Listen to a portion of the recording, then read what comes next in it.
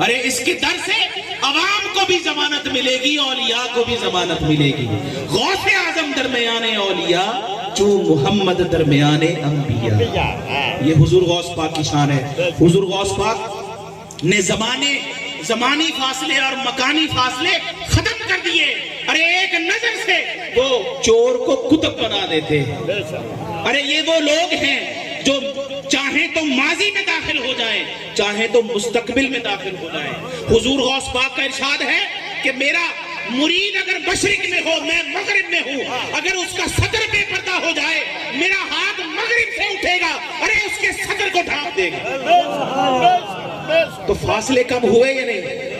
ویسے بظاہر فاصلے بڑھتے ہی جا رہے ہیں۔